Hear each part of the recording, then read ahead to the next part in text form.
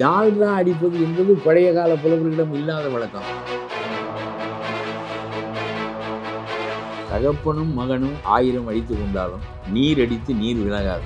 அதனாலே இன்றைக்கு அடித்துக் கொள்வார்கள், நாளைக்கு சேர்ந்து கொள்வார்கள். இப்பொழுது நாம் ஒரு பக்கமாக சாய்ந்து இந்த பக்கமும் அந்த பக்கமும் சேர்ந்தால் பிறகு நாம் தான் அகப்பட்டு கொண்டு மாட்டிக்கொள்வோமே தவிர அவர்கள் சேர்ந்து கொள்வார்கள் எளிதாக.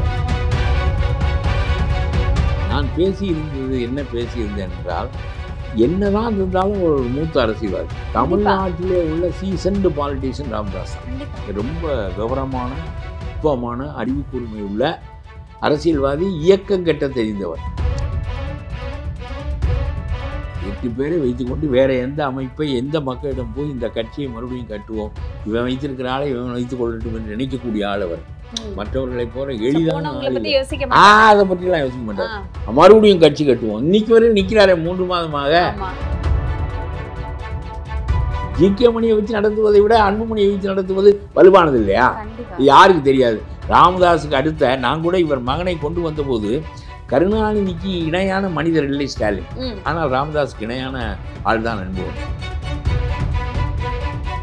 உங்களிடம் தோற்பது தோல்வியா? நீங்கள் தான் எங்களுக்கும் தலைவர், என்னுடைய குடும்பத்துக்கும் தலைவர், எங்களுடைய கட்சிக்கும் தலைவர், நீங்கள் தான் எல்லாவற்றுக்கும் தலைவர். உங்கள் பின்னால் வருவதற்கு நான் தயாராக இருக்கிறேன். வேறுபாடுகள் 1000 எனக்கு இருக்கட்டும் குடும்பத்தில், ஆனால் கட்சியில் உங்களுக்கு நான் தொண்டன் என்று சொல்லி இருந்தால் அழுது விடுவார் ராமதாஸ்.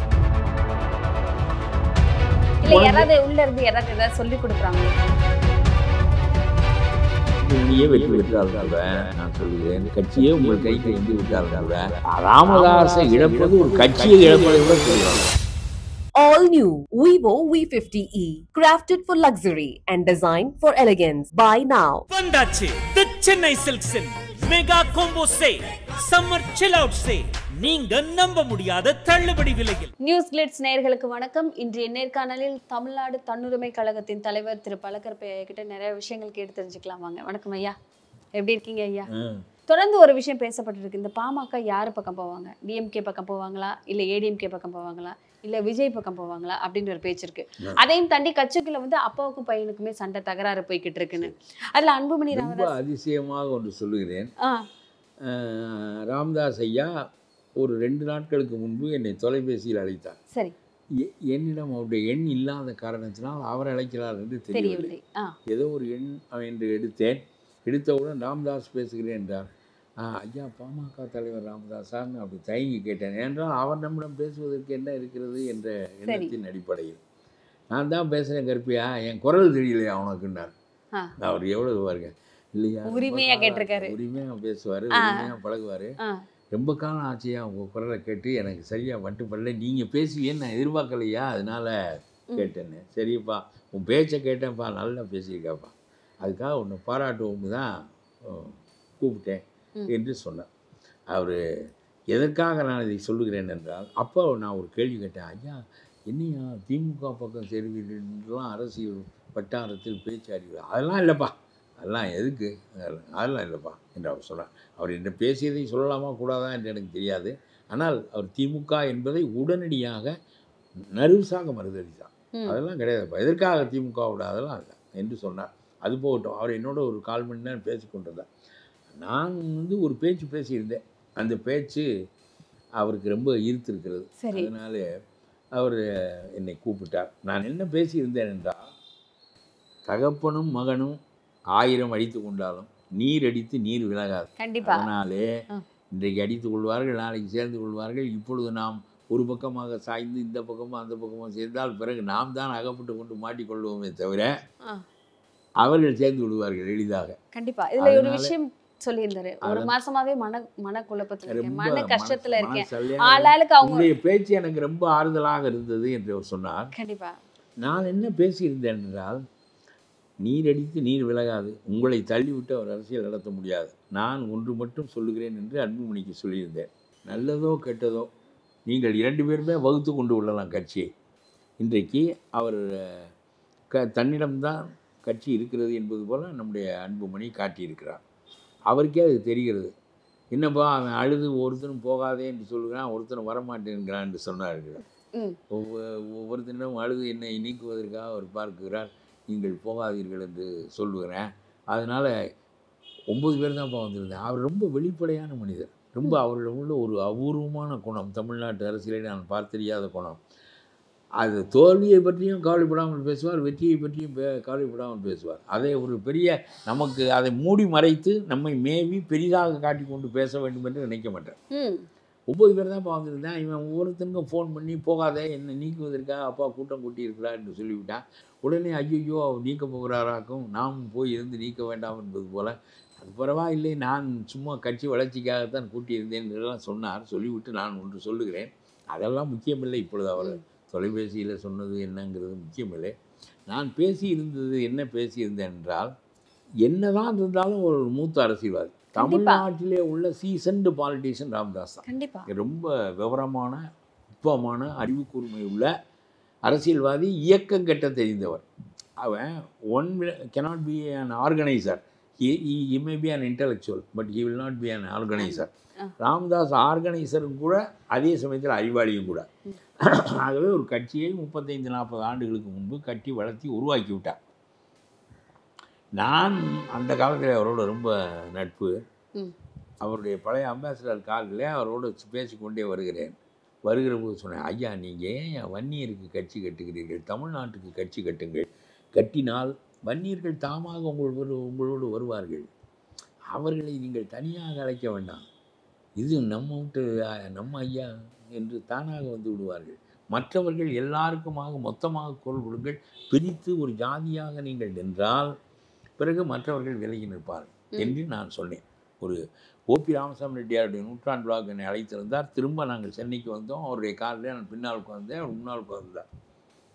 அப்படி சொல்லணும், ஏப்பா கொஞ்சம் பேர் என்னோடு இருக்கேன், அவங்களையும் போய் சொல்லி உங்களுக்காக சொல்கிறேன் அவள் இருக்குன்னாரு. இப்படி பேசிக்கொண்டு வந்தால் அவரோட ரொம்ப பின்னாடி தொடர்பு குறைந்து விட்டது. சரி, ரொம்ப நல்லா மனம் விட்டு வெளிப்படையாக பேசுவார், அஞ்சவெல்லாம் மாட்டார். அப்படி ஒரு அதில் நான் சொல்லி இருந்தேன் அன்புமணிக்கு, 1000 இருந்தாலும் கட்சியவே உங்களிடம் கொண்டு வர முடிந்தால் அது வெற்றி ஆகாது, பிளவுபட்டு போய்விடும். உங்கள் தகப்பனாரிடம் குறைவான ஆற்றிலிருந்து உங்களிடம் கூடுதலாக இருந்தால் அது வெற்றி அல்ல. கட்சியை நீங்கள் கைப்பற்றி விட்டீர்கள் என்றோ, தலைமையாக ஆகிவிட்டீர்கள் என்றோ, இப்பொழுது நீங்கள் தான் அரசியலை முன்னெடுக்கிறீர்கள் என்றோ, ராமதாஸை உட்கார வைத்து விட்டோம் என்றோ நீங்கள் நினைத்தாலும் அது ஒரு மூலியாகத்தான் இருக்கும். ஏனென்றால் அவருடைய சிறந்த பண்பட்ட அறிவு, அவருடைய சிறந்த அனுபவம், ஒரு கட்சி கட்டி அதை நிலைநிறுத்துவதற்கு முயன்ற அவருடைய கடந்த கால அனுபவங்கள் ரொம்ப பழுத்தவை. அத்தகைய ஒரு மனிதனை இழப்பது என்பது, அவருடைய அறிவு தான் உங்களுக்கு இழக்க முடியாததே தவிர, அவருடைய அறிவு, அவருக்கு ஒரு செய்தியை பார்க்கின்ற நுட்பம், இவைதான் முக்கியமானவே தவிர அவரை இழப்பதின் மூலம் அவருக்கு எத்தனை பேர் இருக்கிறார்கள் என்பது முக்கியமில்லை. அவரே ஒரு பெரிய தகுதியான, ஒரு வலிமையான, தன்னந்தனி மனிதனே ஒரு வலிமையான அமைப்பு தான். இதை பேசியிருந்தேன். அதனாலே அவரை இழப்பது என்பது எளிதானதில்லை. நீங்கள் வெற்றி பெற முடியும் என்பது வேறு. கட்சியை உங்கள் கைக்குள் கொண்டு வந்து, நான் சொல்லுகிறேன், இந்த போக்கு போக வேண்டுமென்றால், இந்த பிளவு மனப்பான்மை, நீங்கள் உங்களுடைய அப்பா அவ்வளவு எளிதாக ஆகா மகன்தானே பாரு எல்லாரையும் நிறுத்தி விட்டான், இப்போ நமக்கு 8 பேர் தான் வந்திருக்கேன், இவனை வைத்து கொண்டு என்ன செய்வது என்றெல்லாம் நினைக்க மாட்டார். ஒரு ஆள் இருந்தால் மறுபடியும் திரும்ப கட்சி கட்டுவோமான்னு பார்ப்பார். அவருடைய குணம் அது. கண்டிப்பாக 8 பேரை வைத்துக்கொண்டு வேறு எந்த அமைப்பை, எந்த மக்களிடம் போய் இந்த கட்சியை மறுபடியும் கட்டுவோம், இவன் வைத்திருக்கிற ஆளை இவன் வைத்துக் கொள்ளட்டும் என்று நினைக்கக்கூடிய ஆள் அவர்.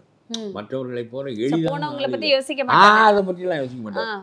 மறுபடியும் கட்சி கட்டுவோம், இன்னைக்கு வரை நிற்கிறாரே 3 மாதமாக, அந்த மாதிரி ஆள். ஆகவே அதனால் இருவீர் தோற்பினும் தோற்பது இயற்கையும் என்றேன்னு புறநானூற்றில் ஒரு பாட்டு உண்டு. தகப்பனும் மகனும் போரிட்டால் 2 பேரும் வெற்றி பெற முடியாது. கண்டிப்பாக ஒருவர் தோற்பினும் தோற்பதும் குடியே என்று புறநானூறு சொல்கிறது. தகப்பனுக்கும் மகனுக்கும் சண்டை வந்தது. ஒரு பெரிய அறிஞன் உள்ள நுழைகிறான். தகப்பனிடம் சொல்லுகிறான், அது சோழன், பெரிய அருமையான மனிதன் அவன், பிசிராந்தானுடைய நண்பன் அவன். அவனிடம் போய் அந்த புலவன் சொல்கிறான், எவ்வளவு அறிஞர்கள், நம்ம வைரமுத்தும் இருக்காரு, ஜால்ரா அடிப்பது என்பது பழைய கால புலவர்களிடம் இல்லாத வழக்கம். பாரதிதாசன் ஜால்ரா அடிப்பது இல்லை, பாரதி அடித்தது இல்லை, கண்ணதாசன் கூட அடிக்க மாட்டார். இந்த தலைமுறை தான் எப்படி பணம் இது என்னென்னா நைப்பாக இருந்து நாம் ஆளாக வேண்டும் என்று நினைக்கிறார்கள். இது வெறும் தமிழ் வியாபாரமாக, வெறும் தமிழ் வியாபாரத்தால் பயனில்லை.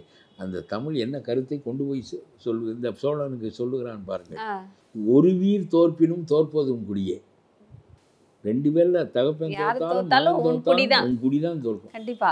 சோழக்குடி தோற்று விட்டது. 2 பேர் வெற்றி பெறுவது இயற்கை இல்லை. 2 பேர் வெற்றி பெற முடியாது. ஒருவர் தான் வெற்றி பெற முடியும். ஒருவர் வெற்றி பெற்றாலும் உன்னுடைய குடி தான் தோற்கும். ஆகவே இந்த போரை விட்டு விடு என்று சொல்கிறேன். மகனுக்கு அது புரியவில்லை, தகப்பனுக்கு புரிகிறது. போரை விட்டு விடுகிறான். அரசை விட்டு விட்டு போடா, இந்த இந்த அரசுக்காகத்தானே நீ இந்த பெற்ற தகப்பேனா, அதுவும் எவ்வளோ புகழ்பெற்ற தகப்பேன் சோழன், தூக்கி எறிஞ்சிட்டு வடக்கிருந்து உயிர் விட போய்விடான். எனக்கு மனம் ஒடிந்து விட்டது என்று உயிர் விட போகிறான். அவன் உயிர் விட்ட இடத்தில் அவனுக்கு ரொம்ப சிறந்த நண்பன் பிசிராந்தையார். சரி. அவன் இதை கேள்விப்பட்டு என்னுடைய நண்பர் சோழ அரசனும் அவனும் நண்பர்களாக சமமாக பழகியிருக்கிறார்கள். ஒரு கவிஞனும் ஒரு அரசனும் சமநிலையில் பழகியிருக்கிறார்கள். சிறப்பு. அவன் அங்கேருந்து வந்து இவர் உயிர் விட்ட இடத்துல அவனும் உயிர் விட்டு விட்டான். இதெல்லாம் வரலாற்றில். அதனால தான் நட்புக்கு இலக்கணமாக பரிமேழகர் சோழனையும் பிசிராந்தையானையும் அவர்கள் கொண்ட நட்புக்கு சமமாக சொல்கிறார். அப்படியெல்லாம் இருந்த நாள். ஆகவே நீங்களே வெற்றி பெற்றால், அன்புமணியே வெற்றி பெற்றாலும் கூட நான் சொல்லுகிறேன், கட்சியே உங்கள் கைக்கு வந்து விட்டாலும் கூட ராமதாஸை இழப்பது ஒரு கட்சியை இழப்பதை விட கூடுதலானது. கண்டிப்பாக. அவர் அவ்வளவு ஒரு சீசன்டு பாலிட்டிஷியன் அவர். ஒன்று. 2வது, நான் சொன்ன யோசனையில் நெகிழ்ந்ததாக அவர் சொன்னது ஒன்று. மொத்தமாகத்தான் சொன்னார், குறிப்பிட்டு இது என்று சொல்லவில்லை. ஆனால் நான் ஒன்று சொல்லியிருந்தேன். இல்லை, அந்த அவ்வளோ மன கஷ்டத்தில் நீங்கள் பேசுறதை பார்த்து அவர் சந்தோஷப்பட்டிருக்கிறாரு. ஆமாம், அப்போ பையனை போய் ஒன்றா இருக்கணும் அப்படின்னு சொன்ன அந்த வார்த்தை அவர் என்னிடம் பேசினார். பேசாதவர், எத்தனையோ ஆண்டுகளாக எனக்கும் அவருக்கும் தொடர்பு இல்லை, பகையெல்லாம் கிடையாது, தொடர்பு இயற்கையாக இல்லை. பேசினார். அவன் பேச்செல்லாம் கேட்டுக்கொண்டு தான் பாருக்கேன், எல்லாம் கவனித்து கொண்டு தான் இருக்கேன், எல்லாம் எனக்கு தெரியும் என்றெல்லாம் சொன்னார். ரொம்ப உரிமையாக நீன்னு சொல்லுவார். உன் பேச்செல்லாம் கேட்டுட்டு தான் பாருக்கேன் என்று சொல்லுவார். அப்புறம் சொல்லிவிட்டு சொன்னார், நான் சொன்னதை அவர் எது என்று குறிப்பிட்டு சொல்ல, நான் என்ன சொல்லியிருந்தேன் என்றால், உங்களுடைய தகப்பனார் உங்களை தலைமை பதவியை விட்டு நீக்கிவிட்டால் நீங்கள் அதை ஏற்றுக்கொள்ளுங்கள். நான் ஏற்கனவே பேசியிருந்தது, ஏற்றுக்கொள்ளுங்கள். ஒரு தொண்டனாக என் தகப்பனுக்கு கீழே பணிபுரிவது பெருமை தரத்தக்கது தான். நான் தோற்றது என் தகப்பனிடம் என்றால் அந்த தோல்வி வரவேற்கத்தக்க தோல்வி. அவர்தான் இந்த கட்சியை உருவாக்கினார். அவருடைய சிந்தனையில் முளைத்த குழந்தை தான் இந்த கட்சி. It is his brain child. ஆகவே அவரிடம் நான் தோற்பதை பற்றி, அவர் உண்டாக்கிய கட்சி, அவர் உண்டாக்கிய பெற்ற சிந்தனைகள், அதனுடைய அடிப்படையில் உருவாக்கப்பட்ட நிறுவனம் 35 ஆண்டுகளாக 2-3 மத்திய அமைச்சர்களை உருவாக்கக்கூடிய அளவிற்கு இந்த நிறுவனத்தை உருவாக்கி வைத்திருந்தார். என்னையும் அவர் மந்திரியாக உருவாக்கினார். இன்னும் 2 தாழ்த்தப்பட்ட வகுப்பினரையும் மந்திரியாக கொண்டு போய் வைத்தார். இவ்வளவு செய்த ஒருவர் இப்பொழுது என்னை நீக்கினார் என்றால், ஏதோ நான் முனைப்பாக இருக்கிறேன் என்று நீக்குகிறார். அவருடைய குடும்பத்திற்குள் என்னவாவது இருந்திருக்கும் என்று வைத்துக் கொள்ளுங்கள். நீக்கினார் என்றாலும் நான் அரசியலை பொறுத்தவரையிலும் என் தகப்பனிடம் அடைந்த தோல்வி பெருமைக்குரிய வெற்றியை தவிர தோல்வி இல்லை. ஆகவே நான் ஒரு தொண்டனாக இருந்து ராமதாஸுக்கு கீழே நான் பணியாற்றுவேன். என்னை விட தகுதி வாய்ந்த மனிதன் இருப்பதாக நீங்கள் நினைத்தால், இவரை விட தகுதி வாய்ந்த மனிதன் ஒருத்தரும் கிடையாது. ஜி.கே. மணியை வச்சு நடத்துவதை விட அன்புமணியை வச்சு நடத்துவது வலுவானது இல்லையா? யாருக்கு தெரியாது? ராமதாஸுக்கு அடுத்த நான் கூட இவர் மகனை கொண்டு வந்தபோது கருணாநிதிக்கு இணையான மனிதர் இல்லை ஸ்டாலின்.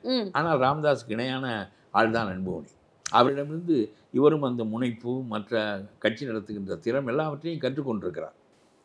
என்ன, அதனாலே மோதிலால் நேருவை விட திறமானவர் ஜவஹர்லால் நேரு. ஜவஹர்லால் நேருவுக்கு ஒப்பிடக்கூடிய அளவுக்கு உள்ளவர்கள் இந்திரா காந்தி. ஆனால் இந்திரா காந்தி தனித்தன்மை படைத்தவர். இந்திரா காந்திக்கு பின்னால் வந்தவர்களெல்லாம் யாரும் இவர்களோடு ஒப்பிடக்கூடியவர்கள் இல்லை. ஆகவே மோதிலால் நேருவை விட மோதிலால் மகன் நேரு, ஜவஹர்லால் நேரு தான் சிறந்தவர்.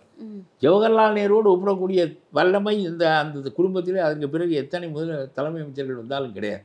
அதனால் நான் சொல்கிறேன், நீங்கள் சொல்லுங்கள், என்னுடைய தகப்பனிடம் பெறுகின்ற தோல்வி வெற்றியை தவிர அது தோல்வி அல்ல. நான் என்று 3வது மனிதனிடம், அயல் மனிதனிடம், பகை மனிதனிடமா இந்த தோல்வியை பற்றி நான் அவமானப்படுவதற்கு தொண்டனாக இருந்து பணியாற்றுகிறேன். என்னை விட தகுதியான மனிதனை பாமகவில் உங்களால் காண முடியும் என்றால் அவனுக்கு மகுடம் சூட்டி நீங்கள் கட்சி நடத்துங்கள், பணி செய்வதற்கு நான் இருக்கிறேன் என்று சொன்னால் ஆழி போய்விடுவார் ராமதாஸ். அந்த பகை ஒரு நாளில் முடிந்துவிடும். உங்களிடம் தோற்பது தோல்வியா? நீங்கள் தான் எங்களுக்கும் தலைவர், என்னுடைய குடும்பத்துக்கும் தலைவர், எங்களுடைய கட்சிக்கும் தலைவர், நீங்கள் தான் எல்லாவற்றுக்கும் தலைவர். உங்கள் பின்னால் வருவதற்கு நான் தயாராக இருக்கிறேன். வேறுபாடுகள் 1000 எனக்கு இருக்கட்டும் குடும்பத்தில், ஆனால் கட்சியில் உங்களுக்கு நான் தொண்டன் என்று சொல்லி இருந்தால் அழுது விடுவார் ராமதாஸ். இந்த சரியப்பா நீனே நடத்திக்கப்பா, நான் இருக்கேன், தோட்டத்தில் சற்று நேரம் காலை நீட்டி நிழலில் வாய்ப்படுத்த ஓய்வு எடுத்து கொண்டிருக்கிறேன் என்று சொல்லியிருப்பார். அது இல்லாமல் என்னிடம் என்ன தகுதியை அவர் என்னிடம் என்ன தகுதி இல்லை என்று கேட்கிறார் அன்புமணி. அப்புறம் என்ன நான் இருக்கும்போது யாராவது உள்ள இருந்து யாராவது ஏதாவது சொல்லி கொடுக்குறாங்களோ சுற்றி இருப்பவர்கள்? அன்புமணியும் அப்படி இன்னொருத்தர் பின்னால் தெரிய வேண்டிய ஆள் இல்லை. அவங்க கருத்தை வைக்கிறனால கேட்குறேன். அன்புதாஸ் ராமதாஸ் மாதிரியாவே முனைப்பான ஆள் தான் அன்புமணி. நன்றாக அரசியல் நடத்துகிறார். நாம் நடத்துவதை பார்க்கிறோமே. அவர் ஒரு அறிக்கை விட்டால் இவர் ஒரு அறிக்கை விடுவார். அந்த அறிக்கையும் ஒரு விவரமான அறிக்கையாகத்தான் இருக்கும். அதனால ஒன்றுமில்லை. ஆனால் நான் சொல்வது ஒன்று சொன்னேன், தகப்பனிடம் பெறுகின்ற தோல்வி இல்லை. தகப்பன் வென்றதாக இருக்கட்டும், நாம் தோற்றதாகவே இருப்போம். நம்மை விட தகுதியான ஆளை தேடி பிடிக்கட்டும் பாமகவில். அப்புறம் உலகம் சொல்லட்டும், அன்புமணி எங்கே என்னப்பா அப்பா உன்னை தான்ப்பா கூப்பிடுவாங்க வாப்பா என்று அவர் கூப்பிடுவார். ஆகவே தகப்பனிடம் பெறுகின்ற தோல்வி வெற்றி. அவர் நெகிழ்ந்து விடுவார். ஆனால் மோதி உங்களுடைய தகப்பனாரை மாற்ற முடியும் என்று நான் நினைக்கவில்லை. நான் அறிந்த உங்கள் தகப்பனார் இவர் முனைப்பு கொள்ள அவர் முனைப்பு கொள்வார். லேசுப்பட்ட ஆள் இல்லை. 10 பேரை வச்சுக்கு நான் கட்சி நடத்துவேன்டா, நீ என்னடா என்று சொல்லுவார் அவர். அந்த மாதிரியான ஒரு குணம் இது. அது ஒரு முனைப்பான சமூகமும் கூட. ரொம்ப முனைப்பாக எல்லாம் ஒரு காலத்தில் படைச்சமூகங்களாக இருந்தவர்கள். அதனால தேவமாரும் ஒருத்தான் அது படைச்சமூகங்கள். அதெல்லாம் இறங்கி வருவது என்பது அதெல்லாம் நான் தெற்க தேவமார்களிடம் பார்த்ததில்லை, வடக்கே வன்னியர்களிடம் பார்த்ததில்லை. இறங்குதல் என்பது கிடையாது. நெகிழ்தல் உண்டே தவிர இறங்குதல் கிடையாது. அதனால சொன்னேன், அது ரொம்ப நீ பேசுனதை நான் கேட்டேன்ப்பா, நான் தெளிவாக பேசியிருந்தாப்பா என்று சொன்னார். அப்புறம் இதை கேட்டேன், திமுகவோட ஐயா என்னையா அப்படின்னு. இல்லை அதெல்லாம் சும்மா ஏன்பா நான் ஒரு அரசாங்கத்துக்கு கருத்து வச்சேன் அவ்வளோதான் என்று சொன்னார். அது மட்டும் சொன்னார். அரசியலில் வேறு ஒன்று அது மட்டும் கேட்டேன். அது எதற்கு சொல்லுவேன் என்றால் பாமகவினுடைய நிலை இது. என்னை பொறுத்தவரையிலும் அவருடைய கட்சியோடு நமக்கு 1000 வேறுபாடுகள் இருக்கும் என்பது வேறு. அது அதே மாதிரி உங்களுக்கு சொல்லுகிறேன், சகாயம் ஒரு நல்ல மனிதர். அரசியலுக்கு கட்சி தொடங்கினார். அந்த கட்சி எந்த அளவுக்கு இருக்கிறது என்பதெல்லாம் ஒரு பக்கம் கிடக்கட்டும். அவர் கனிம வள சுரண்டலை எதிர்த்து போராடுகிறார். பெரிய அளவுக்கு கனிம வள சுரண்டலை கொண்டு வந்தவர் அவர் தான். ஒரு மனிதனாக ஒரு IAS அதிகாரி எப்படி நடந்து கொள்ள வேண்டும் என்பதற்கு முன்னுதாரணமே சகாயம் தான். நாம் எதை அடைவதற்கு ஒன்றுமில்லை. நாம் பாதுகாக்கப்பட்ட ஒரு பதவி IAS பதவி. அதிலே உட்கார்ந்திருந்தால் மந்திரி சொல்வதெல்லாம் கேட்க வேண்டியதில்லை. மந்திரி இவர்கள் தான் எல்லா நிதி அறிக்கையை யார் தயாரிக்கிறார்கள்? அதிகார வர்க்கம் தான் தயாரிக்கிறது. என்ன தெரியும் அவருக்கு? நம்ம நிதியமைச்சருக்கு என்ன தெரியும்? ஸ்டாலினுக்கு என்ன தெரியும்? திட்டங்களை வகுக்கின்றவர்கள் அவர்கள். அதே மாதிரி தான் மோடி அரசுக்கும். நான் சொல்லுகிறேன், ராஜாஜி மாதிரி நேரு மாதிரி சில மனிதர்கள் அதிகாரிகளை கூப்பிட்டு இதை செய் என்று சொல்வதற்கு தனித்திறன் படைத்தவர்கள். காமராஜ் அனுபவத்திலேருந்தே சொல்வார், ஏய் இதற்கு தான் நம்ம ஆட்சிக்கு வந்தோம்னே அதுக்கு என்ன பண்ணணுமோ பண்ணுன்னு என்பார். என்ன பண்ணணும்னு காமராஜுக்கு தெரிஞ்சிருக்காது. என்ன பண்ணணுமோ பண்ணுன்னே என்று சொல்வார். அது தலைமுறை வேறு என்று வைத்துக் கொள்ளுங்கள். இப்பொழுது அதிகார வர்க்கம் எழுதி கொடுப்பதை, நம்முடைய விஜய்க்கு எப்படி வசன கருத்தா எழுதி கொடுப்பதை அவர் படிக்கிறாரோ அது மாதிரி அதிகார வர்க்கம் எழுதி கொடுப்பதை நாட்டில் ஆட்சி நட. அதனால தான் இவர்களால் ஆட்சிக்கு வர முடியும். இல்லாட்டா ராஜாஜி மட்டத்திற்குள்ளவா நீங்கள் ஆட்சியாளர் கேட்பீர்கள். நியாயமாக ஒரு IAS-ஆக இருப்பதற்கு இத்தனை ஆண்டுகள் படித்து விட்டு வர வேண்டும் என்று கணக்கு வைத்திருக்கிறானே, ஒரு முதலமைச்சராவதற்கு என்ன தகுதி வேண்டும் என்று வைத்திருக்கிறானா? இல்லை. அப்புறம் மக்கள் யாரை தேர்ந்தெடுப்பார்கள்? அவர்கள் தரத்திற்கு உள்ளவர்களை. மீடியாக்கஸ் கவர்மெண்ட் தான் டெமோக்ராட்டிக் கவர்மெண்ட். மக்களுக்கு பெருவாரியான மக்களுக்கு அன்றாட வாழ்க்கை பிரச்சனை. நான் ஒரு திருப்பூரில் பனியன் ஃபேக்ட்ரியில் வேலை செய்கிற ஒரு பெண்ணிடம் கேட்டேன், என்ன செய்வா என்று. 50 கிலோமீட்டர் பிரயாணம் செய்து வேலைக்கு வருகிறேன் என்று சொல்கிறேன். காலையில் 5 மணிக்கு எழுந்து விடுவேன், சமைப்பேன், மத்தியான சாப்பாடும் கட்டிக்கொள்வோம். என்னுடைய கணவரும் வேலைக்கு போகிறவர், என்னுடைய பிள்ளைகள் பள்ளிக்கூடத்திற்கு போவோம். 50 கிலோமீட்டர் எங்களை பேருந்தில் கூட்டி கொண்டு போவார்கள், தனி வண்டியில். 10 மணிக்கு தையல் பத்திரத்தில் உட்காருவேன். 6 மணி வரையிலும் அடித்து கொண்டிருப்பேன். 6 மணிக்கு கொண்டு வந்து இறக்கி விடுவார்கள். 8 மணி ஆகிவிடும். பிறகு களைத்து போய்விடும். ஏதோ ஒரு தோசையை கிசையை சுட்டு கொடுத்து விட்டு படுத்து விடுவோம். இதுபோல் ஞாயிற்றுக்கிழமை நீங்களாக மிச்சம் எல்லா நாட்களும் எந்திரங்களுடைய எந்திரங்களாக தான் என்னுடைய வாழ்க்கை நடக்கும். அவர்களுடைய சம்பளம் 300, 320, 350, அதிகபட்சம் 400. மகாத்மா காந்தி திட்டத்தில் வேலை செய்கிறவர்களுக்கு 300. 3 மணி நேரம் ஏய்ப்பதற்கு. பணத்தை எல்லாம் பஞ்சாயத்து தலைவரும் மற்றவனும் கணக்கு எழுதி விடுவான். பணம் அவர்களுக்கு போகும். பிறகு பணம் கொடுக்க வேண்டும். அடுத்ததான் அதெல்லாம் பங்கு தானே அது. மகாத்மா காந்தி திட்டம் போல் பங்கிடப்படுகின்ற திட்டம் உலகத்திலேயே கிடையாது. சிறப்பு. அது விவசாயத்துக்கு ஆள் கிடைப்பதில்லை. அதே சமயத்தில் நான் ஒன்று சொல்லுகிறேன், நாட்டிலே இருக்கிற விவசாயிகளிடம் போய் வேலை பார்த்து விட்டு அந்த நிலங்களை எல்லாம் அதற்கு பணம் கொடுக்கலாம் அரசாங்கம். சும்மா ஏரியை வெட்டுகிறேன் குளத்தை வெட்டுகிறேன் என்று ஒன்றையும் வெட்டாமல் இப்படி 20,000 40,000 கோடி எத்தனை ஆயிரம் கோடி செலவழிக்கிறது மத்திய அரசாங்கத்தில் இந்தியா முழுவதும். 100 நாள் வேலை திட்டம் ஒரு வேலையும் நடப்பதில்லை. எல்லா ஏரிகளும் அந்த திட்டம் மட்டும் ஒழுங்காக இந்த அரசுகள் செயல்படுத்தக்கூடிய நிலையில் இருந்தால் எல்லா சோழர் காலத்து ஏரிகளை விட கூடுதல் ஏரிகள் இருக்கும், கூடுதல் குளங்கள் இருக்கும். இப்போ வாய்க்கால்கள் எல்லாம் சிறப்பு பெற்றிருக்கும், அடைக்காது. எல்லாம் சிறப்பு. அவ்வளவு மனித உழைப்பு அதில் செலவிடப்படுகிறது, பணம் கொடுக்கப்படுகிறது. எல்லாம் ஏமாற்றம். பிறகு அதுக்கு பொறுப்பில் இருக்கிறவர்கள் பங்கிட்டுக் கொள்கிறார்கள். இதுதான் நடக்கிறது. ஆனால் காலையில் 8 மணிக்கு தையல் மிந்திரத்தில் உட்கார்ந்தவள் 8 மணி நேரம் ஒரே இடத்தில் பார்வை. அதே மாதிரி பீஸ்கள் வந்து கொண்டே இருக்கும். தைத்து கொண்டே இருப்பாள், வெட்டி கொண்டே இருப்பாள், தைத்து கொண்டே இருப்பாள், வெட்டி கொண்டே. வேறு சிந்தனை அப்படி மனம் ஓய்ந்து விடும். அவர்களுடைய கையில் ஓட்டு இருக்கிறது, யாருக்கு ஓட்டு போடுவாள்? அவளுக்கு சாயந்தரம் வந்தவுடன் என்ன தோன்றும்? கொஞ்ச நேரம் டிவியை போட்டு ஏதாவது இல்லை செல்லில் நோண்டி ஏதாவது வேடிக்கையாக பேசுகிற மனிதர்கள், அறிவாக பேசுகிற மனிதர்களை தாங்க முடியாது. Constitution has failed, why it has failed என்று சொன்னால் தாங்க முடியாது அவளால். அது கொஞ்சம் நேரம் பொழுதை கழித்து விட்டு 10 மணிக்கு தூங்கி களைப்பு, வேலை பார்த்த களைப்பு, மறுபடியும் காலையில் 5 மணிக்கு எழுந்து ஒரு மிஷினோடு மிஷினாக ஆகி விடுகிற மனிதர்களே பெருவாரியாக இருக்கின்ற நாட்டில் ஜனநாயகம் என்பது அப்புறம் நம்ம ஜாதிக்காரர் தான்ப்பா நிற்கிறேன் அப்படி தான் வரும். அப்புறம் செய்தியாக கொடுக்குறான்ப்பா 5 ஓட்டுக்கு 25,000 ரூபா கொடுக்குறான், போயிட்டு போகுது. எல்லாரும் இப்படி தானே பண்ணுறேன். அதுக்கவே ஜனநாயகம் என்பது இப்படித்தான் இருக்கும் என்று வைத்துக் கொள்ளுங்கள். ஆகவே நான் என்ன சொல்கிறேன், கனிம வளம் பெரிய அளவுக்கு சுரண்டப்பட்டு இந்த நாட்டினுடைய வளம் ஆற்று மணல், காடு, மலைகள். கொஞ்ச காலத்தில் இப்போ எம்சாண்ட் எடுத்துக்கொண்டே இருக்கிறாங்க. இங்கேருந்து மலையிலேருந்து வெட்டி எடுக்கிறான்ல, கொஞ்சம் காலம் கழித்த பிறகு பாருங்கள் நாட்டில் மலை இருக்காது, ஆறு இல்லை. இப்பொழுது ஆற்றில் மணல் இல்லை. பிறகு இனிமேல் காடு இருக்காது, மலைகளும் இருக்காது. இதுக்காக தானே மந்திரிகளெல்லாம் இருக்கிறார்கள். சந்தன மரத்தை வெட்டுவது, பெரிய மரங்களை வெட்டுவது. இதே திருடர்கள் மந்திரிகள் என்ற பெயரிலே நாட்டில் இருக்கிறார்கள். திருடர்கள், திருடனுக்கெல்லாம் ஃபஸ்ட் கிளாஸ் கொடுக்க வேண்டும், நம்முடைய மந்திரிகளுக்கெல்லாம் தேர்ட் கிளாஸ் கொடுக்க வேண்டும். ஏனென்றால் அவன் திருடுவது ஒரு குற்ற உணர்ச்சியோடு செய்கிறான், இவன் திருடுவதை நியாயப்படுத்துகிறான். கனிம வளத்தை இவ்வளவு பெரிய அளவுக்கு நான் காரைக்குடியிலேருந்து மதுரைக்கு பேருந்தில் சென்றேன். ஒரு 2 பேர் இருக்கை, ஒரு உட்கார்ந்துருந்தார், நானும் பக்கத்தில் இருந்தேன். ஒரு குறிப்பிட்ட இடம் வந்தவுடன் திரும்பி பார்த்து கொண்டே வந்தேன். சரி, அவர் பக்கத்தில் இருக்கிற ஆள் பொறுக்க முடியல. என்ன இங்கே பார்க்குறாரு, அங்கே பார்க்குறாரு, அங்கே பார்க்குறாரு, என்னமோ பர்ஸை இப்போ பாதையில் போட்டுவிட்டு தேடுறது மாதிரி எதையோ தேடிக்கொண்டே இருக்கிறாரு. என்னையா அவங்களுக்கு பிரச்சனைன்னு கேட்டார். இல்லை ஒன்றும் பிரச்சனை இல்லை, இங்கே ஒரு மலை இருந்துச்சு அப்படின்னு. இருந்துச்சு, என்னையா இருந்துச்சுன்னு நீங்கள் சொல்கிறீங்க? இருந்துச்சேன்னு நான் கேட்குறேன், இனிமேல் வரும்னு சொல்லுவேன்னு நினச்சி இருந்துச்சு இப்போ இல்லை அப்படின்னு என்னையா அர்த்தம்னு. இருந்துச்சு ஏன் இப்போ இல்லையா? சமவெளி ஆக்கிட்டாங்க, இந்த மலையை முழுக்க வெட்டி எடுத்துட்டாங்க கீழே உழவுக்கு பக்கத்தில்.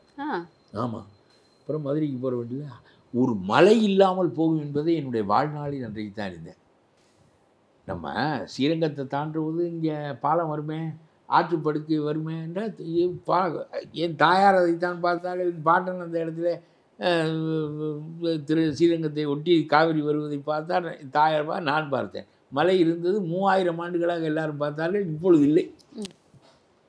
எல்லாம் திமுககாரருடைய அண்ணன்மார்கள் தம்பிமார்கள் எல்லாம் தான் அந்த வழக்கில் சம்மந்தப்பட்டிருக்கிறார்கள். இப்பொழுது இருக்க முதலமைச்சருடைய குடும்பம் தான். அதை போய் கண்டுபிடித்தார், சுடுகாட்டில் படுத்துக்கொண்டு கண்டுபிடித்தார் சகாயம். இது என்ன தேவை? ஒரு IAS அதிகாரி சுடுகாட்டில் போய் படுத்து ராத்திரியாக மாற்றி விடுவார்கள் எல்லாம் எதுவும் செய்தார். ரொம்ப நேர்மையானது. இவர் மாதிரி ஒரு தாழ்த்தப்பட்ட ஒருத்தர் கிறிஸ்தவ மதத்துக்கு துண்டு தீய போய்விட்டார். அவருடைய பேரை மறந்து விட்டார். அவர் ஒரு IAS அதிகாரி. இதெல்லாம் நான் இப்படி ஒரு 7 பேரை பார்த்துருக்கிறேன். ரொம்ப சிறப்பான மனிதர்கள், வணங்கத்தக்க மனிதர்கள். அவர் இந்த கனிம வளத்திற்கு சாட்சி சொல்ல வருவதற்கு எனக்கு பாதுகாப்பு இல்லை என்கிறார். ஏனென்றால் இவ்வளவு பெரிய ஊழலை நான் கண்டுபிடித்திருக்கிற காரணத்தினால் என்னை கொண்டு விடுவார்கள் என்று அவர் அஞ்சுகிறார். அவருக்கு நம்ம விஜய்க்கு ஒய் பாதுகாப்பு, நம்ம அண்ணாமலைக்கு ஒய் பாதுகாப்பு. அண்ணாமலையே நல்ல பயிற்சியெல்லாம் செஞ்சு நல்ல 10 பேர் அடிக்கிற மாதிரி தான் இருக்கார். அவருக்கு ஒய் பாதுகாப்பு. ஏனென்றால் ஒய் பாதுகாப்பு என்றால் 28 பேர் இருப்பார்கள், 3 ஷிஃப்ட்டு, 3 20 60 34 84 பேர் ஒரு நாளைக்கு ஒரு மனிதன். அவர் காலையிலேருந்து எந்திரிப்பார், குளிப்பார், தூங்குவார், எல்லாம் பண்ணுவார். அவர்கள் 8 மணி நேரத்துக்குள்ளாக மாறிக்கொண்டே இருப்பார்கள்.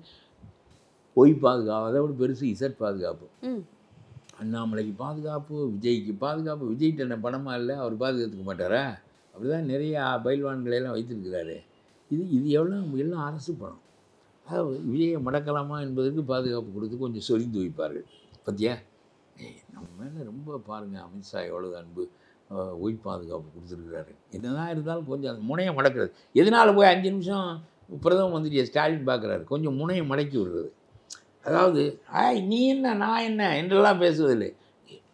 என்னை பார்க்கணும், ஒரு 5 நிமிஷம் எனக்கு பார்க்குறதுக்கு நேரம் தரணும், கொஞ்சம் இருக்கேன், அதுக்காக ரொம்ப ஆட்டம் இல்லை, இருக்கட்டும் என்று சொல்லி அவர் தட்டி கொஞ்சம் பதப்படுத்தி வைத்துக்கொள்ள, எதிரியினுடைய முனையை கொஞ்சம் மலிக்கி விடுவது.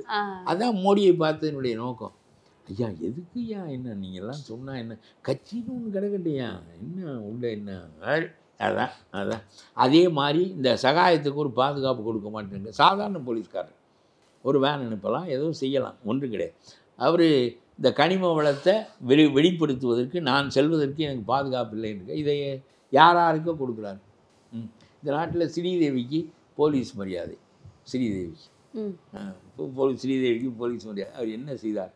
நடித்தவர்களுக்கெல்லாம் போலீஸ் மரியாதையை இப்பொழுது மக்கள் மதிப்பதில்லை. முன்பெல்லாம் பெரியாருக்கு ஏன் கொடுக்க வேண்டும் என்று கருணாநிதி நியாயப்படுத்துகிறார். இந்த நாட்டுக்கு 30 ஆண்டுகள் தொண்டு செய்தவர். காந்திக்கு ஏன் கொடுக்க வேண்டும் என்ற கேள்வி எழுந்தது. அரசு மனிதர்களுக்கு தான் கொடுக்க வேண்டும். காந்தி இல்லாவிட்டால் இந்த தேசமே இல்லை, ஆகவே நாங்கள் அரசு மரியாதை கொடுக்குறோம் என்று நியாயப்படுத்தினார்கள். பெரியாருக்கு நியாயப்படுத்தினார்கள், ஸ்ரீதேவிக்கு நியாயப்படுத்தவே இல்லை. நாடு எந்த இடத்துக்கு வர வேண்டுமோ அங்கே வந்து விட்டது. இனிமேல் ஸ்ரீதேவிகளுக்கு தான் மரியாதை, அரசு மரியாதை கிடைக்கும். ஆகவே இந்த ஒய்+ எல்லாம் என்ன அண்ணாமலை போன்றவர்களுக்கு தான் கிடைக்கும். இந்த பாதுகாப்பு உண்மையாகவே எதிர்த்து பெரிய கார்ப்பரேட் நிறுவனங்களை எதிர்த்து நிற்கிறார். அவர்களுக்கு இந்த மனிதன் சாட்சி சொல்லாவிட்டால், இந்த மனிதனை தலைவேறு கழுத்து வேறாக ஆக்கிவிட்டால் நமக்கு பாதுகாப்பாக இருக்கும் என்று நினைக்கக்கூடிய கார்ப்பரேட் நிறுவனங்களுக்கு எதிராக அவர் சாட்சி சொல்ல போகிறார். அவருக்கு நாம் பாதுகாப்பு கொடுக்கவில்லை. நீ பாருங்கள் நாடு எப்படி இருக்குது என்றால். கண்டிப்பாக இந்த வழக்கு நடக்காமல் போகட்டும், சகாயம் தானே ஒரே சாட்சி.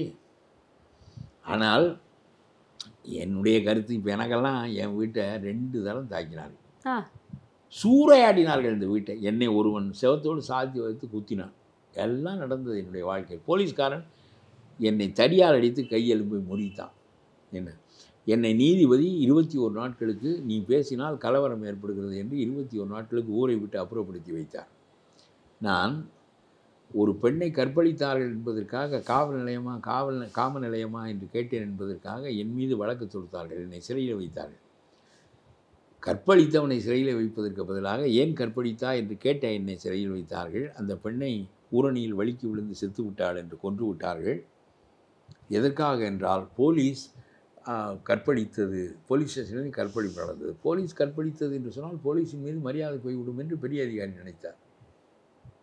ஆனால் நான் என்ன வாதம் வைத்தேன் என்றால், போலீஸ் கற்பழித்தது, போலீஸ் தண்டித்தது என்று இருந்தால் போலீஸின் மீது மரியாதை வருமே தவிர மூடி மறைப்பதால் வராது. மூடி மறைத்தால் போலீஸ்காரன் தப்பு செய்தால் கேள்வி கேட்பாடு இல்லை என்ற ஒரு மதிப்பு குறைவு ஏற்படும். இதற்காக 6 மாதம் நான் சிறையில் இருந்தேன், மதுரை சிறையில். கடைசியில் என்னை விட்டார்கள் என்று வைத்துக் கொள்ளுங்கள். இதற்காக அதில் என்னுடைய தன் வரலாற்று புத்தகத்தில் எழுதியிருக்கிறேன். நாங்கள் 3 பேர் சிறையில் இருந்தோம். நான், விஜயராகவன், ராஜாமணி என்று என்னுடைய 2 நண்பர்கள், கட்சி நண்பர்கள், அவர்களோடு சிறையில் இருந்தேன். அப்பொழுது வெளியே வந்த பிறகு இந்த அத்தியாயத்தை நான் முடிக்கிறேன். நீங்கள் போராடினீர்களே, 6 மாதம் சிறையில் இருந்தீர்களே, என்ன சாதனை செய்தீர்கள்? அந்த பெண்ணின் கற்பை காப்பாற்றினீர்களா? இல்லை. அந்த பெண் சாகாமலாவது காப்பாற்றினீர்களா? இல்லை. நீங்கள் அடிபடாமல் இருந்தீர்களா? கூட்டத்தில் எலும்பு முடியாமல்? இல்லை. நீங்கள் சிறைக்கு போகாமல் இருந்தீர்களா? இல்லை. என்ன செய்தீர்கள், என்ன சாதித்தீர்கள் என்ற கேள்வியை எழுப்பிவிட்டு கடைசியாக நான் எழுதியிருக்கிறேன், நீதிக்காக போராடுகின்றவர்கள் பேறு பெற்றவர்கள் என்று இயேசு சொல்வார். அதான் நான் பெற்ற பயன். நீதிக்காக போராடுகிறவர்கள் பேறு பெற்றவர்கள். போராடி வெற்றி பெற்றவர்களா என்று விவிலியம் சொல்லவில்லை, இயேசு சொல்லவில்லை. நீதிக்காக போராடுகிறவர்கள் பேறு பெற்றவர்கள். அந்த பேர் எனக்கு கிடைத்தது என்று அமைதி அடைந்தேன் என்று சொல்லி எழுதியிருக்கிறேன். அது மாதிரி ஒன்றும் இல்லை இந்த உலகம். நாம் வாழ்கின்ற காலம் நான் வாழ்ந்த முற்பகுதி ராஜாஜி, காமராஜர், நான் காந்தி பேரனோடு பழகியிருக்கிறேன், கிருபளானியோடு பேசியிருக்கிறேன், மொராஜி தேசாய் மாதிரிலாம் ஆளெல்லாம் பார்க்க முடியாது. இந்த நாட்டினுடைய குற்றவியல் சட்டத்தை, கிரிமினல் சட்டத்தை கிழித்தெறிந்து விட்டாலும் என்னால் தப்பு செய்ய முடியாது என்று சொல்கிறாங்க. சிறப்பு. என்ன மனிதர்கள்! கிருபளானியிடம் பழகினேன், யாராரிடமோ ஜார்ஜ் பெர்னாண்டஸ், முதலிமாயி அவரெல்லாம் போய் விவாதித்திருக்கிறேன். அது கிருபளானியோடு பேசியதெல்லாம் நினைத்தே பார்க்க முடியாது.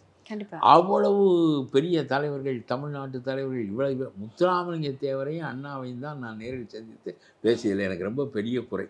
முத்துராமலிங்க தேவர் ஒரு அற்புதமான பெரிய சிந்தனையாளர், பெரிய தெய்வீகமான மனிதர், அற உணர்வும் தியாக உணர்வும் கலந்தவர். அது ரொம்ப அதெல்லாம் அந்த பிறப்பே தனி. அவரை நான் பார்த்ததும் இல்லை, பேசியதும் இல்லை. அது ஒரு குறை. அண்ணா விட்டு பேச்ச பின்னால் கேட்டிருக்கின்றேனே தவிர நான் அவரோடு உரையாடி மிச்சம் எல்லாரோடும் ராஜாஜியிடம் பேசியிருக்கிறேன், காமராஜரிடம் பழகியிருக்கிறேன் ரொம்ப காலம், ராஜாஜியோடு உரையாடி இருக்கிறேன் எல்லாம். ஆனால் அது எதற்காக சொல்லுகிறேன் என்றால், காலம் இவ்வளவு கேவலமாக போய்விட்டது என்பதற்காக சொல்லுகிறேன். ஆகவே நம்முடைய முற்பகுதி சொர்க்கத்தில் இருந்தோம், பிற்பகுதி நரகத்தில் இருக்கிறோம். கண்டிப்பாக திராவிட மாயை. கண்டிப்பாக மக்களுக்கு நிறைய விஷயங்கள் ரொம்ப தெளிவாக சொல்லியிருக்கீங்க. இன்னும் நிறைய விஷயங்கள் எடுத்து சொல்லுவோம், தொடர்ந்து பேசுவோம். நன்றி ஐயா. All new Vivo V50e, crafted for luxury and designed for elegance. Buy now. வந்தாச்சு தி சென்னை சில்க்ஸின் mega combo sale, summer chill out sale. நீங்க நம்ப முடியாத தள்ளுபடி விலையில்